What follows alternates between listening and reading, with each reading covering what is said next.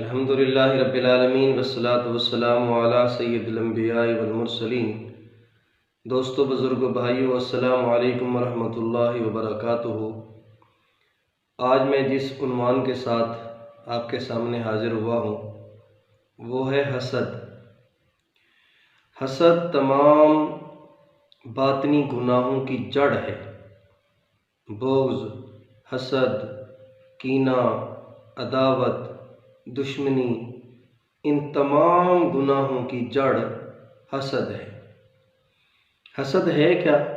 حسد کسے کہتے ہیں؟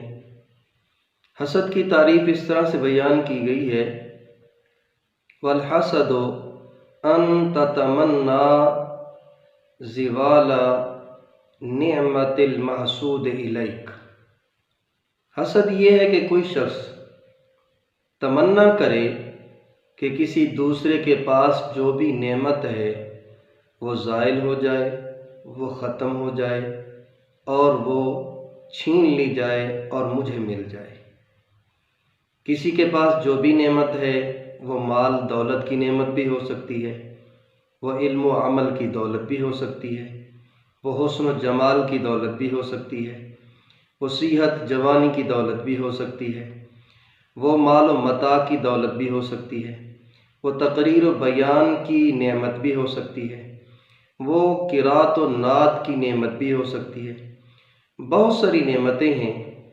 حاسد ان نعمتوں کو دیکھ کر اپنے دل میں کڑھنا شروع کر دیتا ہے اور وہ یہ تمنا شروع کر دیتا ہے کہ کاش کہ یہ اس کی نعمت زائل ہو جائے، ختم ہو جائے اور مجھے مل جائے۔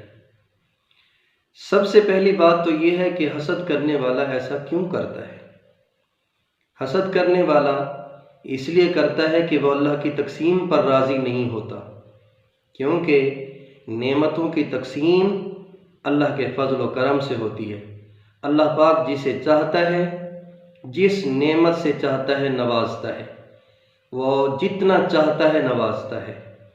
یہ لہٰذا وہ اللہ کی تقسیم پر ہی راضی نہیں ہے، وہ چاہتا ہے کہ اللہ کی تقسیم میں تبدیلی ہو جائے، اور اس کی جو تقسیم ہے وہ اس پر راضی نہیں ہوتا اور وہ دل ہی دل میں ناراض ہوتا ہے۔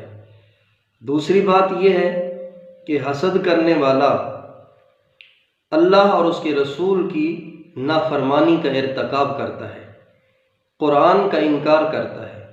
اللہ تعالیٰ نے قرآن مجید میں ارشاد فرمایا: وَلَا تَتَمَنَّوْا مَا فَضَّلَ اللَّهُ بِهِ بَعْضَكُمْ عَلَى بَعْضٍ، اور تم میں سے کوئی یہ تمنا نہ کرے کہ جو اللہ نے تم میں سے کسی کو فضیلت بخشی ہے، کوئی نعمت بخشی ہے، تو وہ اس نعمت کی یا اس فضیلت کی تمنا نہ کرے۔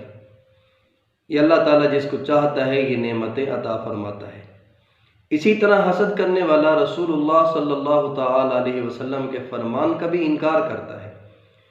آقا علیہ الصلوۃ والسلام نے ارشاد فرمایا: تم پر مسلمان کا مال، مسلمان کی عزت و آبرو اور اس کا خون حرام کر دیا گیا ہے، تو جو بندہ کسی کے مال کا، کسی کی جان کا دشمن ہے اور وہ اس کو اچھا نہیں سمجھتا، گویا وہ رسول اللہ کے فرمان کا انکاری ہے۔ دوسری بات کہ حسد کرنے والا سب سے بڑھ کر اپنا نقصان کرتا ہے۔ آقا علیہ الصلوۃ والسلام کا فرمان ہے: ان الحسد یأکل الحسنات کما تأکل النار الحطب۔ حسد نیکیوں کو ایسے کھا جاتا ہے جیسے آگ لکڑیوں کو جلا دیتی ہے، جیسے آگ لکڑیوں کو جلا کے راکھ کر دیتی ہے۔ حسد کرنے والے کے نیک اعمال، چاہے وہ نماز، روزہ، حج، زکوٰۃ، صدقات و خیرات، تلاوت، عبادت، ریاضت، تقوی، طہارت، جتنے بھی اس کے نیک اعمال ہیں وہ سارے کے سارے ایسے تباہ و برباد ہو جاتے ہیں اور اس کو اس بات کا پتہ بھی نہیں ہوتا۔ دوسری بات یہ ہے کہ حسد کرنا یہود و نصارہ کا شیوہ ہے۔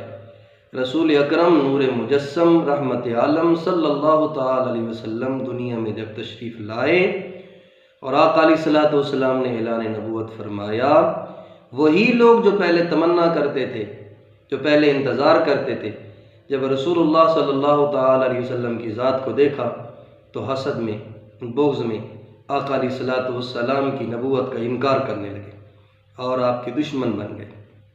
تو لہٰذا یہ یہود و نصارہ کا شیوہ بھی ہے۔ اب حسد کا علاج کیا ہے؟ حسد کا علاج یہ ہے کہ سب سے پہلے حسد کرنے والا توبہ کرے، استغفار کرے، اللہ تعالیٰ سے رو رو کر معافی مانگے کہ کسی مسلمان کے بارے میں نے ایسا سوچا تو کیوں سوچا، اللہ پاک مجھے معاف فرما دے۔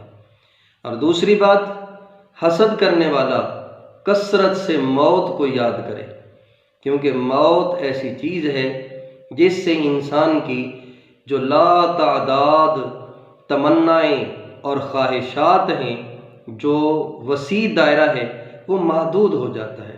انسان کو پتہ ہے کہ یہ دنیا فانی ہے، ایک نہ ایک دن میں نے یہاں سے چلے جانا ہے، لہٰذا وہ موت کو جب کثرت سے یاد کرے گا تو وہ اس طرح کے حسد سے محفوظ رہے گا۔ تیسری بات، حسد کرنے والے کو چاہیے کہ وہ آقا علیہ الصلوۃ والسلام کے فرمان کے مطابق اپنے سے اوپر والے کو نہیں، اپنے سے نیچے والے کو دیکھے۔ جب اپنے سے نیچے والے کو دیکھے گا تو اپنے آپ میں جو اللہ کی نعمتیں ہیں وہ اس کو یاد آئیں گی اور وہ اس کا شکرانہ ادا کرے گا، بلکہ کرے کہ اللہ پاک تو نے مجھے آنکھوں جیسی نعمتوں سے نوازا ہے، تو نے مجھے زبان دی ہے، تو نے مجھے کان دیے ہیں، ہاتھ پاؤں سلامت دیے، صحت دی ہے، اولاد دی ہے، بہت ساری نعمتیں ایسی ہیں جن پر اللہ تعالیٰ کا شکر لازمی ہے۔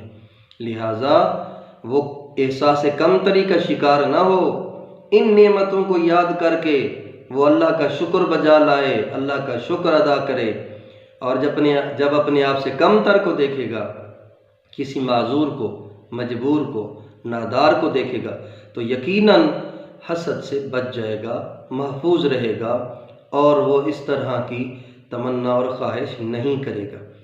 اور جو آخری بات ہے وہ یہ ہے کہ حسد کرنے والے کو چاہیے کہ وہ دوسروں کی خوشی میں خوش ہو کر شریک ہو اور سیلیبریٹ کرے ان کی خوشیوں کو، اور محبت کا اظہار کرے، خوشی کا اظہار کرے، اور اپنے دل کے اندر خوشی کو محسوس کرے، اور اللہ تعالیٰ کی بارگاہ میں دعا کرے، اللہ پاک جو تو نے نعمتیں کسی کو دی ہیں، جن نعمتوں سے تو نے نوازا ہے، ان کو قائم رکھ، ان کو دائم رکھ، ان میں برکتیں عطا فرما۔